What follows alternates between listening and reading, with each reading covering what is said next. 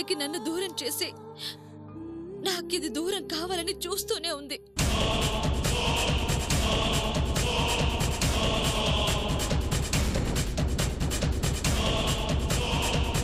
అయ్య బాబాయ్ కొడతారేంటి? Next చంపడమే. Violence ఎందుకు, సైలెన్స్ గా కాంప్రమైజ్ అయిపోతా. అయితే డాన్స్ చేయి. సారీ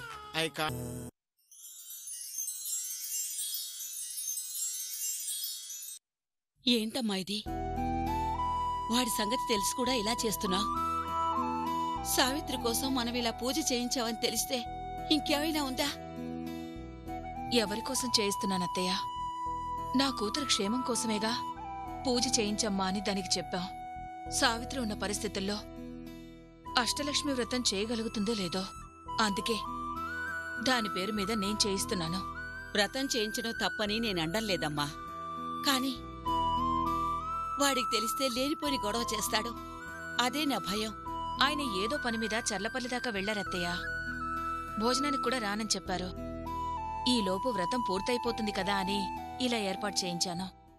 ఏంటమ్మా మనకి రాత? మన బిడ్డ గురించి మనం చాటుమాటుగా పూజలు చేయించుకోవడమేమిటి? ఎలా చేసినా అది బావుంటే అదే చాలత్తయ్య. నేను మాత్రం అంతకన్నా కోరుకునేదేముంటుందమ్మా? కాకపోతే ఈ విషయం తెలిస్తే కూతుర్నే కాదనుకున్నవాడు మనల్ని కూడా ఎక్కడ కాదనుకుంటాడో నన్న భయమమ్మా. అంతేనమ్మా. లేదులే అత్తయ్య, ఆయనొచ్చేలోపు వ్రతం పూర్తయిపోతుంది. జానకమ్మ గారు నమస్కారం అమ్మా. నమస్కారం పూజారి గారు. పూజ మొదలు పెడదామా? అలాగేనమ్మా, మీరు కూర్చోండి.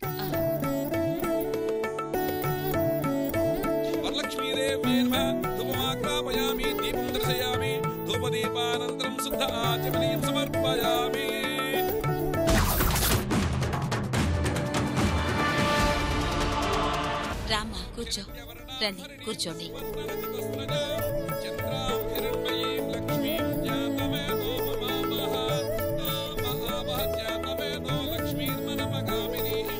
నమస్తే రఘురామయ్య గారు. నమస్కారం. ఉదయాన్నే రచ్చబండ దగ్గర కనిపించలేదు. పంచాయతీ ఆఫీసులో పనుండి చర్లపల్లి దాకా వెళ్ళా. ఆలస్యం అవుతుందేమో అనుకున్నాను గానీ వెంటనే పని అయిపోయింది. అవునా?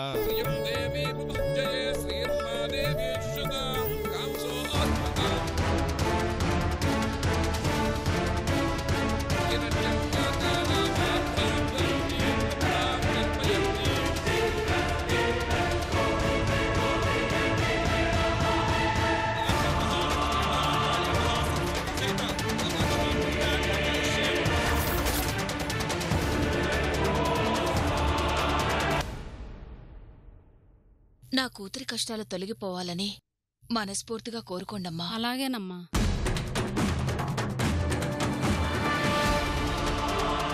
వస్తానమ్మా.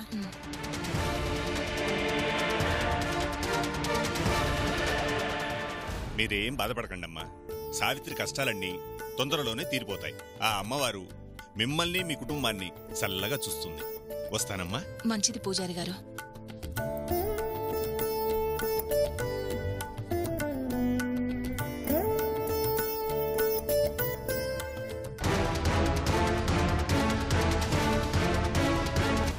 అమ్మయ్యా, వ్రతం జరుగుతున్నంతసేపు గుండెల్లో ఒకటే దడ. పొరపాటున వ్రతం మధ్యలో వాడెక్కడొస్తాడోనన్న భయం.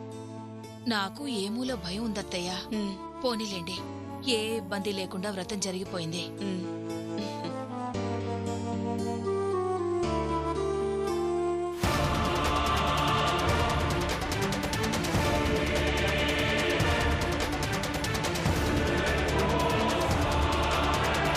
నమస్కారం రఘురామయ్య గారు. నమస్కారం పంతులు గారు. ఏంటి కొత్తగా మా వీధి వైపు వచ్చారు? మీ వీధికి కాదండి, మీ ఇంటికే వచ్చాను. మా ఇంటికా? ఏమిటండి, మన సావిత్రి కష్టాలు తీరాలని మీ ఇంట్లో అష్టలక్ష్మి వ్రతం చేయించారు కదా. తమకు తెలీదా ఏమిటి? అలా ఆశ్చర్యపోతున్నారు? తెలుసు తెలుసు. వ్రతం దివ్యంగా జరిపించానండి. ఇక మీ అమ్మాయి కష్టాలు తీరిపోయినట్లే. ఉంటానండి.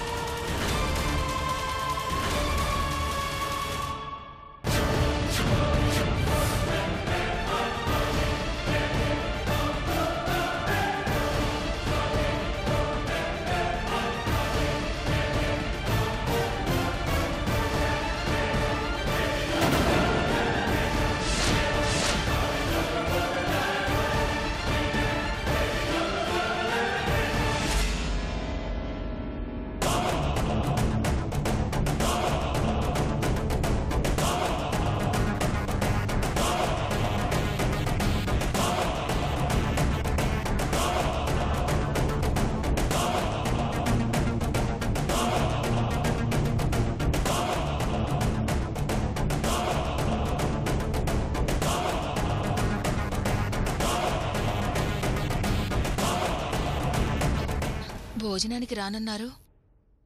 వచ్చినందువల్ల ఏమైనా ఇబ్బందా? ఏంట్రా మాటలు? రానని నువ్వే చెప్పావంట కదా, అందుకేనే అది అడిగింది. అది తప్పేనా? మంచినీళ్ళు తీసుకోండి. అవసరం లేదు. భోజనానికి టైం అయిందిరా, కాళ్ళు కడుక్కుండ్రా, భోంచేద్దువు గాని. ఆకలిగా లేదు. ఏ? నా వాళ్ళకి నా మీద, నా మాట మీద ఉన్న గౌరవం చూసి కడుపు నిండిపోయింది. ఏమైందన్రా అలా మాట్లాడుతున్నావు? చాలా జరుగుతున్నాయి. నా కూతురే నన్ను కాదనుకున్నదే అనుకున్నాను. మీరు కూడా నన్ను కాదనుకుంటున్నారన్నమాట. మేం మిమ్మల్ని కాదనుకోవడం ఏంటండి? కాదనుకున్నారు కాబట్టేగా నాకు కూడా తెలియకుండా మీరు చేయాలనుకున్నవి చేస్తున్నారు. నేనంటే చాలా ప్రేమ, గౌరవం అనుకునేవాడిని. అదంతా ఏమీ లేదని ఈరోజే అర్థమైంది. తల్లికి బిడ్డకి మధ్య అయినా దాపెరకం ఉంటుందేమో గాని భార్యాభర్తల మధ్య దాపెరకం ఉండదు. కానీ ఈరోజు నా భార్య కొత్తగా నా దగ్గర దాచిపెట్టడం మొదలుపెట్టింది. మీరిలా ఎందుకు మాట్లాడుతున్నారో నాకు అర్థమైందండి. మీ దగ్గర దాచాలనో, మీకు తెలియకుండా ఏదో చెయ్యాలనో మేవీ పని చేయలేదండి.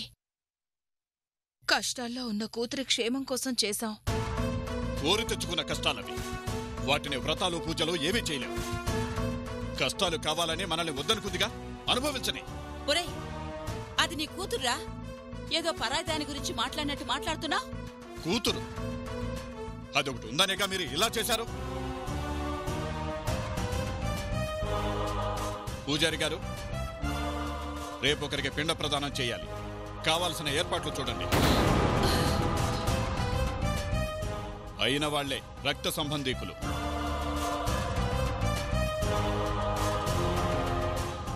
ఎవరికండి పిండ ప్రదానం? చనిపోయిన నా కూతురికి.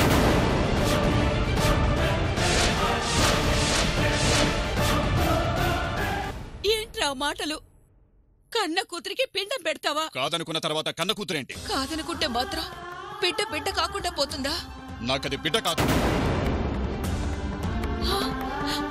అంత తప్పు ఏం చేసిందన్రా? ఇంకేం చెయ్యాలి? ఒక హంతకుడి కోసం కన్నవాళ్ళను కూడా కాదన్న తర్వాత అలాంటి కూతురు నాకు అవసరం లేదు. నేను లేదు అనుకుంటున్నా, మీరింకా ఉందనుకుంటున్నారు కాబట్టేగా నన్ను కాదని మీ ఇష్టానికి మీరు ప్రవర్తిస్తున్నారు. అందుకే పిండం పెట్టేస్తే మీరు కూడా దాని గురించి మర్చిపోతారు. మిమ్మల్ని కాదని మేమేం చేశామండి? నాకు తెలియకుండా నా ఇంట్లో నాకు ఇష్టం లేని పనులు కొత్తగా జరుగుతున్నాయంటే నా మాట మీద గౌరవం కన్నా దాని మీద ప్రేమ ఎక్కువగా ఉందన్నమాట. ఒంటరిగా అదక్కడ నానా బాధలు పడుతుంటే మనం సాయం చేయకపోయినా ఆ దేవుడైనా దానికి సాయం చేస్తాడని చిన్న ఆశతో ఇలా చేశాం. అది తప్పేనా? తప్పే. చిన్నపిల్లని నెత్తినెక్కించుకున్నందుకు ఈ రోజు అది మనల్ని కూడా కాదనే స్థాయికి వచ్చింది. న్యాయం, ధర్మం అంటూ మనకే నిధులు చెప్తోంది. హత్య చేసిన వాడిని వెనకేసుకుని మాట్లాడి మనల్ని పరాయి వాళ్ళని చేసింది. అలాంటి కూతురు నాకు అవసరం లేదు. భర్త మీద ప్రేమతో అలా మాట్లాడింది కానీ మనమంటే గౌరవం లేక కాదండి. ఎందుకంత ప్రేమ? ఏం చేశాడని? ఈ రోజు ఎవరినో తగలబెట్టాడు, రేపు దాన్ని తగలబెడతాడు. అంతకన్నా వాడు దాన్ని ఉద్ధరించేది ఏమీ లేదు. ఊరిలో నన్ను తలెత్తుకోకుండా చేసిన అలాంటి వాడు నాకు అల్లుడు కాదు. వాణ్ణి సమర్థించింది నాకు కూతురు కాదు. అది కావాలి అనుకున్న వాళ్ళు కూడా నాకు అక్కర్లేదు.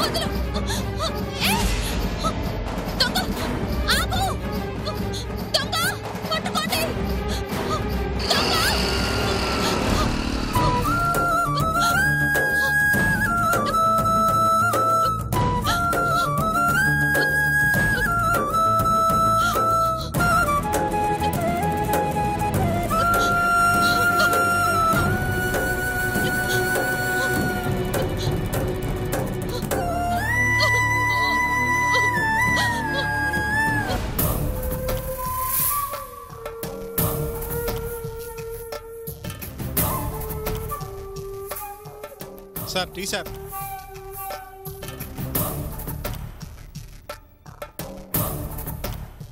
ఏంట్రా సంగతులు? ఏమున్నాయి సార్, అంతా మామూలే. ఈ మధ్య కేసులు పెద్దగా రావడం లేదేంట్రా? దొంగల్లో కూడా మార్పు వచ్చింది సార్. ఎందుకో? చిల్లర దొంగతనాలు చేస్తే జైల్లో కూర్చోవాలి, అదే కోట్లలో కుంభకణాలు చేస్తే జైల్లో కూడా చొక్కా నలగకుండా తిరగొచ్చని అర్థం చేసుకున్నారు సార్. నిజమేరా, 5 ఏళ్ల క్రితం స్టేషన్లో పడేసి కుమ్మేసిన వాళ్ళకి ఈ రోజు ఎస్కార్ట్గా పోవాల్సి వస్తుంది. చదువుకొని తప్పు చేశాను సార్. సార్, అరే రే, మేడం గారు వచ్చారు, చేరులాగు, వెళ్ళి టీ చెప్పు. చెప్పండి మేడం, వెతుక్కొని మరీ స్టేషన్కి వచ్చారు. ఏంటి మనసు మార్చుకున్నారా? కంప్లైంట్ ఇవ్వాలని వచ్చాను. కంప్లైంటా? ఎవరైనా టీచ్ చేశాడా? దారిలో చేయలాగాడా? నీలాంటి ఫిగరు అంతకన్నా ఇచ్చే కంప్లైంట్ ఏముంటుంది? సార్ ప్లీజ్, ఎవడో నా మెడలో తాళి లాక్కెళ్ళాడు. అవునా? మంచి పనే చేశాడుగా. ఇప్పుడు అది ఉన్నా లేకపోయినా ఒకటేగా. అది కట్టినోడు లేడు, ఇప్పుడు అల్లా రాడు. ఇక దాంతో పనే ఉంది చెప్పు. వీధుల వెంట తిరిగి నీలాంటి వాడు కట్టిన తాళితో పనే ఉందని మీ ఆవిడ ఆ తాళి తీసి పక్కన పడేసిందా? నువ్వున్నావో పోయావో అని చెప్పేది నీ భార్య మెడలో ఉన్న తాళే. ముందు ఆ తాళిని గౌరవించడం నేర్చుకో. నీతులు చాలా ఎక్కువగా చెప్తున్నావు. పందికి పన్నీరు చెల్లినా నీలాంటి వాడికి నీతులు చెప్పినా ప్రయోజనమేముంది? తాళి పోయిందని కంప్లైంట్ ఇవ్వడానికి వస్తే ఒక పోలీసుగా నువ్వు మాట్లాడాల్సింది ఇది కాదు. నువ్వు కనిపిస్తే నాకు ఇలాగే మాట్లాడాలనిపిస్తుంది. చంపదెబ్బ కొట్టి మరీ రెచ్చగొట్టావు కదా. కొడితే కొంతమంది తప్పు తెలుసుకుంటారు, కొట్టినా మార్పు లేదంటే వాళ్ళని మనుషులు అనరు, గొడ్లు అంటారు. ఆడది పుట్టింది అందుకే అనుకునే ముందు నీ పుట్టుకకు కారణం కూడా ఒక ఆడదన్న విషయం గుర్తుంచుకో.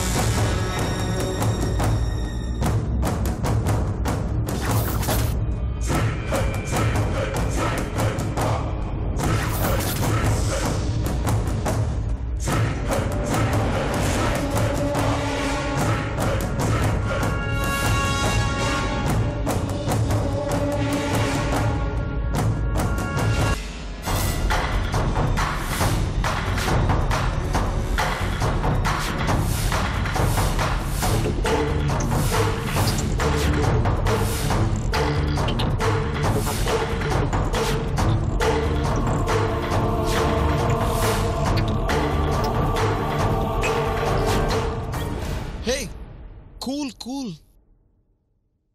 నిన్ను అభినందించాలని వస్తే కత్తితో నన్నే అటాక్ చేస్తావా?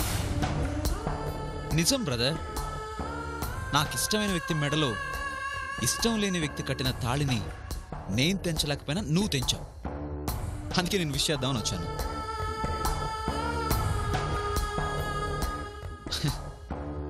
అవును, ఉదయం మణికొండ శివాలయం దగ్గర కొట్టేసిన చైన్ ఏది? ఎందుకు? నేనేం తీసుకోవడానికి రాలేదులే, చూపించు.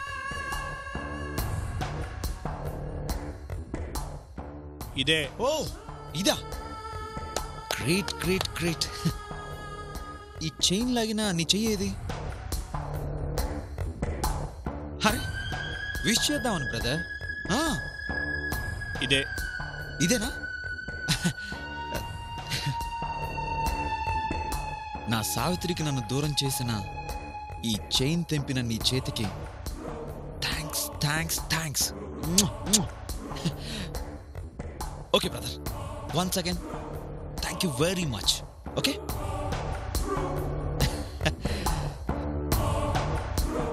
ఈడెవడ్రా బాబు?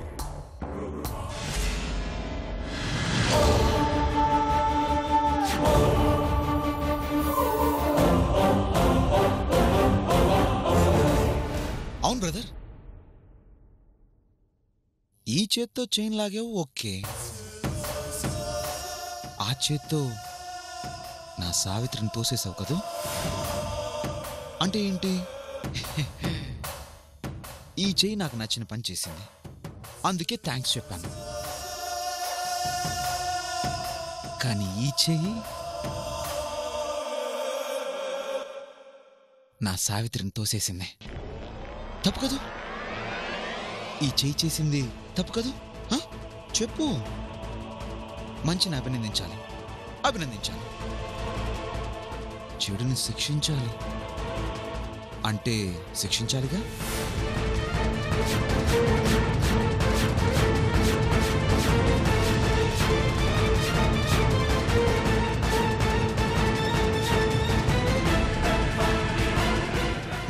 నా సావిత్రిని టచ్ చేస్తావంట్రా?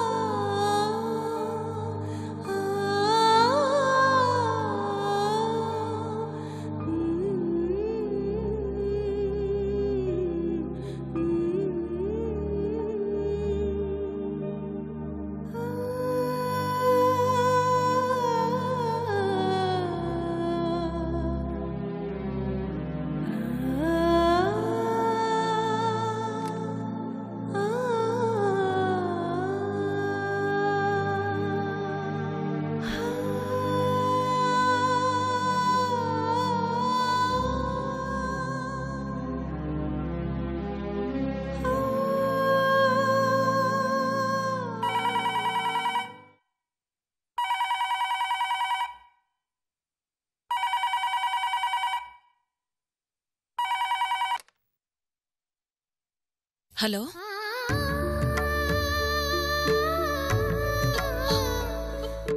అమ్మా. సావిత్రి,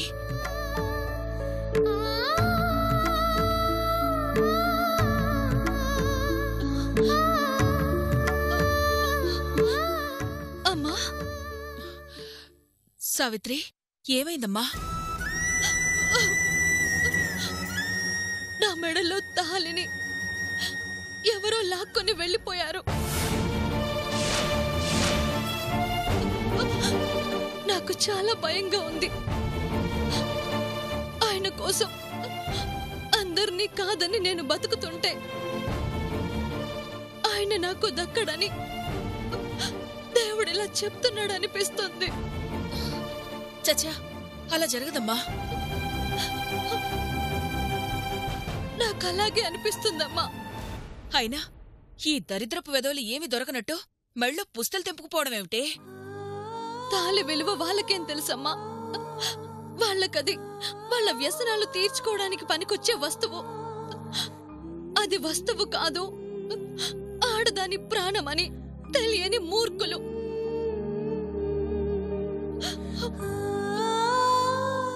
మనసంతా ఏదోలా ఉందమ్మా.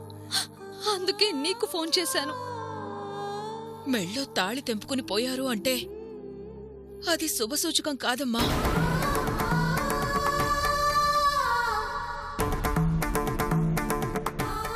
ఒకవైపు భర్తకి దూరమై బాధపడుతుంటే ఈ అపశకునమేంటే? ఎందుకమ్మా ఆ దేవుడు నన్ను ఇలా పరీక్షిస్తున్నాడు? ఏడిపించడం దేవుడికి ఆట, ఏడవటం మన రాత. అయినా బోసిమెడతో అలా ఉండటం మంచిది కాదమ్మా.